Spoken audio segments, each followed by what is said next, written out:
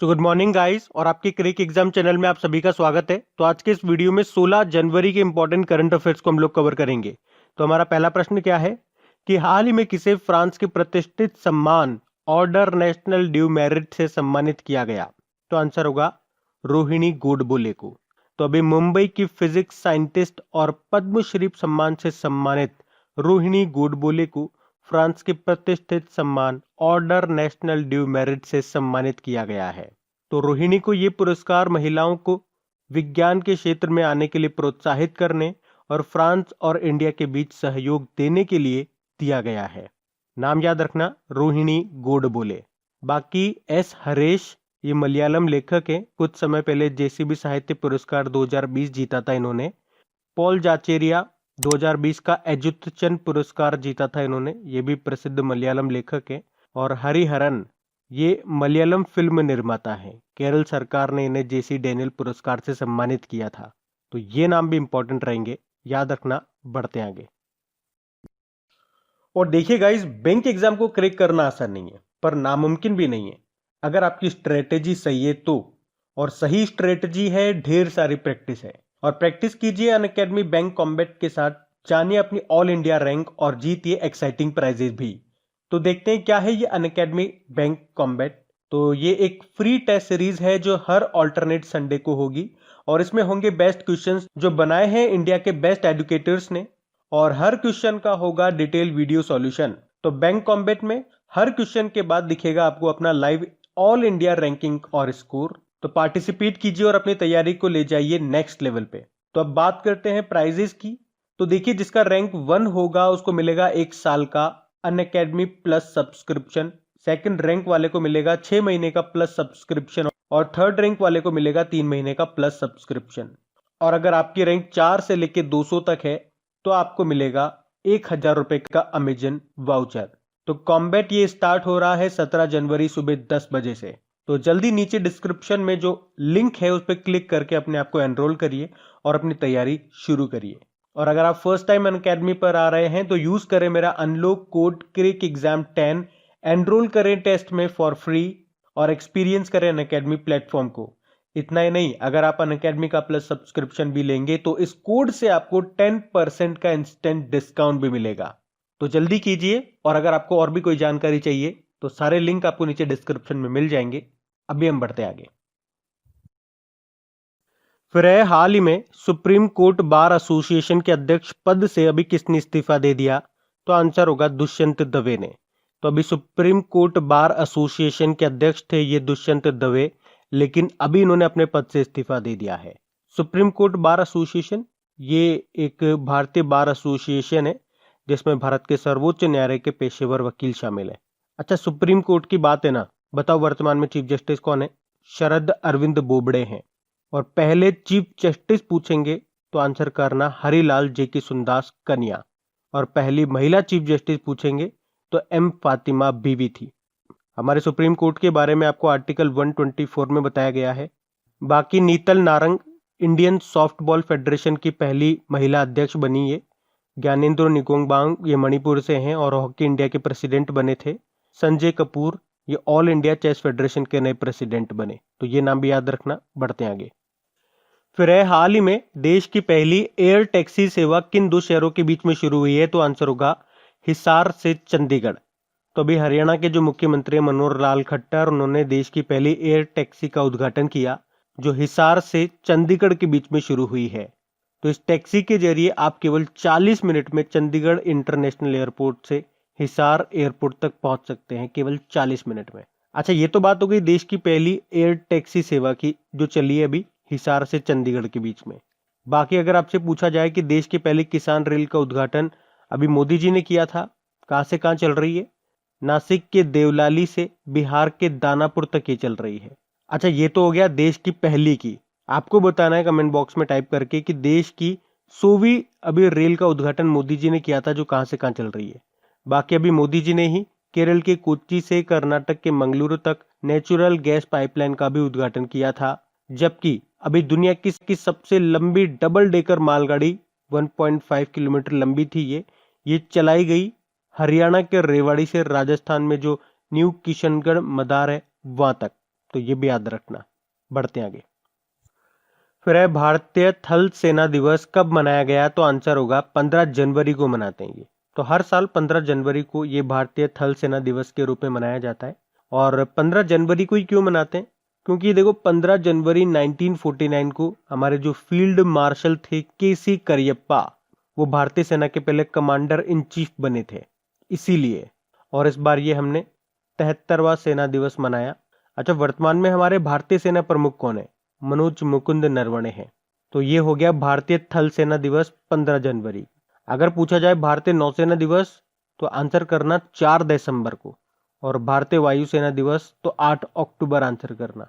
तो अभी मैंने आपको बताया 15 जनवरी 1949 को फील्ड मार्शल केसी करियप्पा भारतीय सेना के पहले कमांडर इन चीफ बने थे, इसलिए 15 जनवरी को हम भारतीय थल सेना दिवस के रूप में मनाते हैं। और कल ही हम लोगों ने पढ़ा है कि 14 जनवरी 1953 में ये रिटायर्ड हो गए थे, इसीलिए 14 जनवरी को हम पूर्व सैनिक दिवस वेटरन्स डे के रूप में मनाते हैं। तो वो भी याद रखना।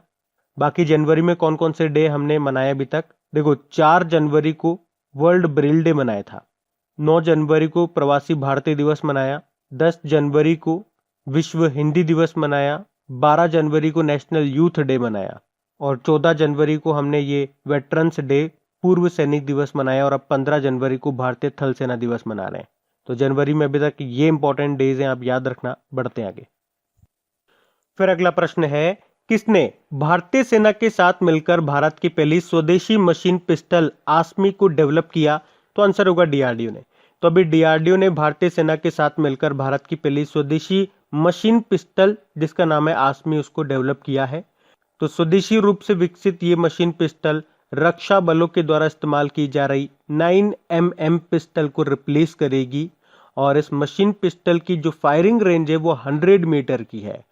इसे आसमी नाम दिया गया। अब डीआरडीओ ने बनाया तो इसके बारे में जान लो। देखो, डीआरडीओ मतलब हो गया defence research and development organisation. स्थापना 1958 में हुई, और नासा की स्थापना भी 1958 में होती है। इसका हेडक्वार्टर नई दिल्ली में हो गया। अध्यक्ष हैं जी सतीश रेड्डी, जिनका कार्यकाल भी 2 साल के लिए बढ़ा दिया गया। और इसका मोटो क्या होता है? Strength origin is in knowledge, बलस्य मूलम विज्ञानम। आपको याद होगा भी डीआरडीओ ने भारत का पहला स्वदेशी रूप से विकसित एयर ड्रॉप्ड कंटेनर भी बनाया था, जिसका नाम रखा था सहायक एनजी। और अभी हमने पढ़ा था डीआरडीओ ने ठंडी जगह पर रहने वाले सैनिकों के लिए हिमतापक हीटिंग डिवाइस, जिसे कहेंगे बुखारी, और स्नो मेल्टर्स और अलोकल क्रीम जैसे कई प्रोडक्ट्स बनाए हैं। अभी डीआरडीओ ने हेमंत कुमार को scientist of the year award से भी सम्मानित किया था, तो वो भी याद रखना। बढ़ते आगे। फिर है, हाल ही में ईज ऑफ डूइंग बिजनेस सुधारों को लागू करने वाला 8वां राज्य कौन सा बन गया? तो आंसर होगा केरल। तो अभी केरल वित्त मंत्रालय के व्यय विभाग के द्वारा निर्धारित ईज ऑफ डूइंग बिजनेस सुधारों को सफलतापूर्वक लागू करने वाला देश का 8वां राज्य बन गया केरल। और अब केरल ओपन मार्केट उधार के माध्यम से 2373 करोड़ रुपए के अतिरिक्त वित्तीय संसाधन जुटाने के लिए पात्र हो गया है। अब ये बना 8वां राज्य। तो इससे पहले 7 कौन कौन से हैं? आंध्र प्रदेश, कर्नाटक, मध्य प्रदेश, उड़ीसा, राजस्थान, तमिलनाडु और तेलंगाना। अब बात केरल की है, तो ये रहा मैप में केरल। देखो, केरल की कैपिटल तिरुअनंतपुरम है, और भारत का पहला स्पेस पार्क ये यहीं पे स्थापित किया जाएगा। केरल को गार्डन ऑफ स्पाइस मसालों का बाग भी कहते हैं। मुख्यमंत्री हैं पिनाराई विजयन, गवर्नर है आरिफ मोहम्मद खान, और यहाँ के चीफ जस्टिस हैं एस मणिकुमार। अभी केरल सरकार ने देश की पहली सोलर इलेक्ट्रिक RORO सेवा को शुरू करने की घोषणा की। RORO मतलब रोल ऑन रूल ऑफ। उसके अलावा अभी केरल सरकार ने परिवर्तनम योजना को शुरू किया, मछली पकड़ने वाले समुदायों की आजीविका में सुधार करने के लिए। और देश की पहली सौर ऊर्जा से चलने वाली, सोलर एनर्जी से चलने वाली मिनी ट्रेन का उद्घाटन भी यहीं पे किया गया था। उसके अलावा 2 नाम मैंने आपको बताए थे मिलते जुलते। एक तो के उषा का नाम, जो कि केरल राज्य की पहली महिला चीफ जस्टिस थी, जिनका निधन हो गया। और इन्हीं से मिलता जुलता नाम है के शैलजा का, जो कि केरल की हेल्थ मिनिस्टर हैं। और इन्हें यूनाइटेड नेशन ने भी अभी कोविड-19 से निपटने के लिए सम्मानित किया था, तब इनका नाम काफी न्यूज में रहा। बाकी केरल पूरी तरह से डिजिटल हाईटेक क्लासरूम वाला देश का पहला राज्य बना, और सब्जियों के लिए न्यूनतम कीमत तय करने वाला देश का पहला राज्य बना केरल। बाकी नेशनल स्टैटिस्टिक ऑफिस की साक्षरता रिपोर्ट के अनुसार केरल टॉप पे रहा विद 96.2 परसेंटाइल लिटरेसी रेट के साथ। उसी तरह से state of young child in India की रिपोर्ट आई थी, उसमें भी टॉप पे रहा था केरल। बाकी आपको बता दूं, देखो कि देश की पहली एलएनजी बस ये शुरू की गई थी केरल के कोची में। देश की पहली सुपर फैब लैब स्थापित की गई केरल में, और केरल की पहली महिला डीजीपी बनी थी आर श्रीलेखा।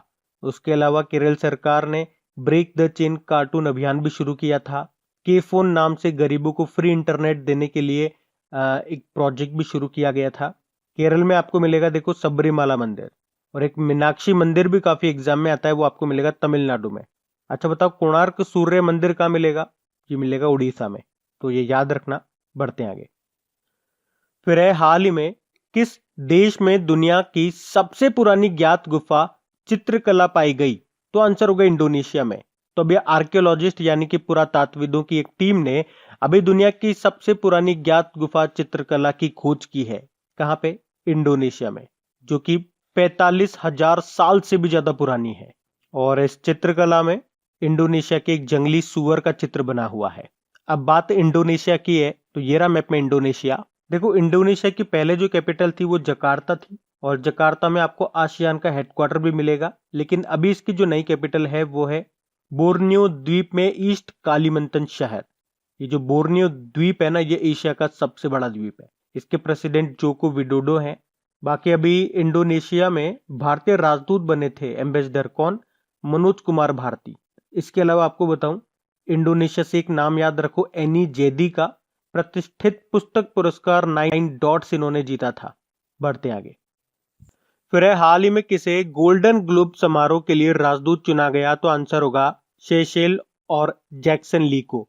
तो हॉलीवुड फिल्म निर्माता स्पाइक ली की बेटी और बेटे, जिनके नाम है सेशेल और जैक्सन ली, और अभी इन्हें 78th गोल्डन ग्लोब समारोह के लिए राजदूत चुना गया है। तो हॉलीवुड फॉरेन प्रेस एसोसिएशन ने घोषणा की है कि ये भाई बहन फरवरी 2021 में 78th गोल्डन ग्लोब अवार्ड्स के लिए राजदूत बने हैं। और इस तरीके से सेशेल और जैक्सन ली ये स्थान प्राप्त करने वाले पहले अश्वेत भाई बहन हैं, जबकि जैक्सन ली पहले अश्वेत पुरुष एम्बेसडर है। बढ़ते आगे। फिर है, हाल ही में किस राज्य में कानुमा त्योहार मनाया गया? तो आंसर होगा तेलंगाना। तो अभी तेलंगाना में संक्रांति के त्योहार के तीसरे दिन मवेशियों का त्योहार कानुमा मनाया गया है, और इस अवसर पर विशेष रूप से ग्रामीण क्षेत्रों में लोग मवेशियों और कृषि उपकरणों की पूजा करते हैं। अब कहां पे मनाया गया? तेलंगाना में। तो ये रहा मैप में तेलंगाना। देखो, तेलंगाना की कैपिटल हैदराबाद है, और हैदराबाद से 2-3 पॉइंट मैंने आपको लिंक करा के याद करवाए थे कि दुनिया का सबसे बड़ा मेडिटेशन सेंटर शुरू हुआ है हैदराबाद में। अभी हैदराबाद शहर का मेट्रो रेल नेटवर्क भारत का दूसरा सबसे बड़ा रेल नेटवर्क बना, पहला दिल्ली है। उसके अलावा देश का पहला रिमोट मॉनिटरिंग सिस्टम ये लॉन्च किया हैदराबाद में। और हैदराबाद में जो नेहरू जूलॉजिकल पार्क है उसे आईएसओ सर्टिफिकेट भी मिला था, और इसके साथ ही आईएसओ सर्टिफिकेट पाने वाला देश का पहला चिड़ियाघर बना ये। बाकी मुख्यमंत्री के चंद्रशेखर राव हैं, गवर्नर हैं तमिलिसाई सुंदरराजन, और सबसे इंपॉर्टेंट पॉइंट, यहाँ की जो नई चीफ जस्टिस बनी है उनका नाम हिमा कौली है, पहली महिला चीफ जस्टिस बनी है ये। और आपको याद होगा तेलंगाना ने 2020 को आर्टिफिशियल इंटेलिजेंस का वर्ष भी घोषित किया था। उसके अलावा अभी हमने पढ़ा था कि अर्बन लोकल बॉडीज यानी कि शहरी स्थानीय निकाय सुधारों को लागू करने वाला तीसरा राज्य बना तेलंगाना। पहले 2 थे, मध्य प्रदेश और आंध्र प्रदेश। उसके अलावा दक्षिण भारत का पहला बंदरों के बचाव के लिए पुनर्वास केंद्र ये तेलंगाना में स्थापित किया गया। बाकी अभी तेलंगाना सरकार ने गर्भवती महिलाओं के लिए लंच बॉक्स शुरू किए थे, और भारत का पहला जंगल पार्क जिसे कहते हैं कोंडा गोरे ये तेलंगाना में स्थापित किया गया। और इलेक्ट्रिक वाहन नीति लागू करने वाला ये तीसरा राज्य बना था, पहले 2 थे दिल्ली और गुजरात। उसके अलावा याद रखना, भूमि और संपत्ति पंजीकरण के लिए धरणी पोर्टल लॉन्च किया था तेलंगाना सरकार ने। तेलंगाना के पहले गृह मंत्री थे एन नरसिम्हन रेड्डी, निधन हो गया उनका भी। बाकी कुछ समय पहले तेलंगाना के तेलिया रुमाल को जीआई टैग मिला था। तो इतने पॉइंट्स आप तेलंगाना से याद रखें। बढ़ते आगे। फिर अगला प्रश्न है कि तमिलनाडु सरकार कवि तिरुवल्लुवर के सम्मान में किस दिन को तिरुवल्लुवर दिवस के रूप में मना रही है? तो आंसर होगा 15 जनवरी को। तो अभी तमिलनाडु की सरकार ने कवि तिरुवल्लुवर के सम्मान में 15 जनवरी को तिरुवल्लुवर दिवस के रूप में मनाया। तिरुवल्लुवर ये कौन थे? ये ईसा पूर्व 4वीं शताब्दी में एक प्रसिद्ध तमिल कवि और दार्शनिक थे। अब बात तमिलनाडु की है तो ये रहा मैप में तमिलनाडु। देखो, तमिलनाडु की कैपिटल चेन्नई है। यहाँ के मुख्यमंत्री हैं एडप्पाडी के पलानी स्वामी, जिन्हें कुछ समय पहले पॉल हैरिस फेलो सम्मान से भी सम्मानित किया गया था। और गवर्नर बनवारी लाल पुरोहित हैं। और सबसे इंपॉर्टेंट, अभी यहाँ के नए चीफ जस्टिस बने हैं, जिनका नाम क्या है? संजीव बनर्जी। उसके अलावा याद रखना, अभी सीसीटीवी की निगरानी में दुनिया में टॉप शहर रहा चेन्नई। अभी तमिलनाडु सरकार ने अम्मा मिनी क्लिनिक योजना भी शुरू की थी। उसके अलावा जो ओला है वो तमिलनाडु में दुनिया का सबसे बड़ा स्कूटर कारखाना स्थापित करेगा। उसके अलावा तमिलनाडु ने स्वास्थ्य मंत्रालय से अंग दान के लिए लगातार 6ठे साल सर्वश्रेष्ठ राज्य का पुरस्कार भी जीता। वैसे इंडियन ऑर्गन डोनेशन डे कब मनाते हैं हम? 27 नवंबर को। उसके अलावा तमिलनाडु सरकार ने टी मोबाइल एप्लीकेशन को भी लॉन्च किया था आपातकालीन स्थिति से निपटने के लिए। उसके अलावा स्मार्ट ब्लैकबोर्ड योजना भी इन्होंने शुरू की थी। और आप याद रखना, तमिलनाडु के थुथुकुडी के कुलशेखर पट्टिनम में भारत का दूसरा रॉकेट लॉन्च पोर्ट स्थापित किया जाएगा। पहला आंध्र प्रदेश में है, आंध्र प्रदेश के श्रीहरिकोटा में, जहाँ से रॉकेट वगैरह लॉन्च होते हैं। और एम वीर लक्ष्मी का नाम याद रखो, तमिलनाडु में भारत की पहली महिला एम्बुलेंस ड्राइवर बनी थी। और जम्मू कश्मीर में पहली महिला बस ड्राइवर का नाम क्या है? पूजा देवी नाम है, वो भी याद रखना नाम। इसके अलावा फाइनेंस मिनिस्ट्री ने एक डेटा रिलीज किया था, उसमें बताया कि प्रधानमंत्री मुद्रा योजना के तहत महिलाओं को ऋण देने में सबसे ऊपर है तमिलनाडु। जबकि आरबीआई की रिपोर्ट आई थी, उसमें बताया गया था कि वित्त वर्ष 2020-21 में बाजार कर्ज के मामले में टॉप पर है तमिलनाडु। और एक और रिपोर्ट आई थी, उसमें बताया था कि 2019 में समुद्री मछली उत्पादन में टॉप पे है तमिलनाडु। और एम नेत्रा का नाम याद रखो, ये तमिलनाडु से हैं। इन्हें यूनाइटेड नेशन के goodwill ambassador to the poor नियुक्त किया गया था। देखो, तमिलनाडु के अभी तंजावुर नेती वर्क्स को और अरंबवुर वुड नक्काशी को जीआई टैग मिला। उससे पहले यहाँ से डिंडीगुल के ताले हो गए, कंडांगी साड़ियां हो गई, इरोड़ की हल्दी हो गई, इन सबको जीआई टैग मिल चुका है। तो ये सारे पॉइंट याद रखना जो भी करंट अफेयर्स में बने हुए थे। हम बढ़ते हैं आगे। फिर है, अमेरिका के इतिहास में कौन पहले राष्ट्रपति बन गए हैं जिनके खिलाफ एक ही कार्यकाल में 2 बार महाभियोग प्रस्ताव पारित किया गया? तो आंसर होगा डोनाल्ड ट्रंप। तो डोनाल्ड ट्रंप ये अमेरिका के इतिहास में पहले राष्ट्रपति बन गए हैं जिनके खिलाफ एक ही कार्यकाल में 2 बार महाभियोग प्रस्ताव पारित हुआ है। तो देखो, आपको बता दूं, अमेरिकी संविधान का 25वां संशोधन उपराष्ट्रपति को यह अधिकार देता है कि यदि राष्ट्रपति अपने कर्तव्यों और उत्तरदायित्वों का निर्वहन करने में नाकाम रहता है तो वे कैबिनेट की मंजूरी और सदन के 2/3 बहुमत के साथ राष्ट्रपति को पद से हटाकर सत्ता को अपने हाथों में ले सकते हैं। ये तो बात हो गई अमेरिका की। अगर भारत की हम लोग बात करें तो भारतीय संविधान के अनुच्छेद 61 में राष्ट्रपति पर महाभियोग के बारे में बताया गया है। वैसे अभी तक भारत में किसी भी राष्ट्रपति पर महाभियोग नहीं लाया गया। अच्छा, अमेरिका के नवनिर्वाचित राष्ट्रपति का नाम क्या है? जो बिडेन है, 46 नंबर के हैं। और यहाँ की पहली महिला उपराष्ट्रपति हैं कमला हैरिस। और अभी आपको याद होगा, इन दोनों को टाइम्स मैगजीन ने times person of the year के रूप में चुना था। बढ़ते आगे। फिर अगला प्रश्न है, फिच रेटिंग्स ने वित्त वर्ष 2020-21 में भारत की जीडीपी ग्रोथ रेट कितना रहने का अनुमान लगाया? तो आंसर होगा माइनस का 9.4%। जबकि अगले वित्त वर्ष यानी कि फाइनेंशियल ईयर 2021-22 में फिच रेटिंग ने भारत की जीडीपी ग्रोथ रेट +11% रहने का अनुमान लगाया। तो बात करेंगे कल के वीडियो में पूछे गए प्रश्न के उत्तर की। तो कल के वीडियो में आपसे पूछा गया था, the population myth Islam family planning and politics in India नाम की बुक को किसने लिखा? तो हमारे पूर्व मुख्य चुनाव आयुक्त SY कुरैशी ने। आप सभी ने प्रश्न का बिल्कुल सही उत्तर दिया है। और गाइस, अगर वीडियो को अभी तक आपने लाइक नहीं किया तो प्लीज इसे लाइक जरूर करना भूलना नहीं, और अपने दोस्तों के साथ में इसे शेयर जरूर करना। और इसके साथ में जो भी इंपॉर्टेंट टॉपिक्स होते हैं उन पे मैं ऑडियोज तैयार कर रहा हूँ। उसके साथ इन सभी करंट अफेयर्स के इंपॉर्टेंट क्वेश्चंस का रिवीजन कराने के लिए भी ऑडियो तैयार कर रहा हूँ। और ये सब आपको मिलेंगे खबरी पे। और खबरी पे अगर आपने मुझे अभी तक फॉलो नहीं किया है तो फॉलो कर लीजिए। खबरी का लिंक आपको नीचे डिस्क्रिप्शन में मिल जाएगा ऑडियो रिवीजन करके। वहां जाइए, वहां क्रिक एग्जाम का बटन आएगा, उस पर कैसे आप क्लिक करेंगे फॉलो का ऑप्शन आ जाएगा। मुझे फॉलो करके वहां पे ऑल नोटिफिकेशन को सेट कर लीजिए ताकि जो भी इंपॉर्टेंट टॉपिक्स पे ऑडियोज अपलोड होंगे उनका नोटिफिकेशन आपको मिल सके और आप उनका बेनिफिट उठा सकें।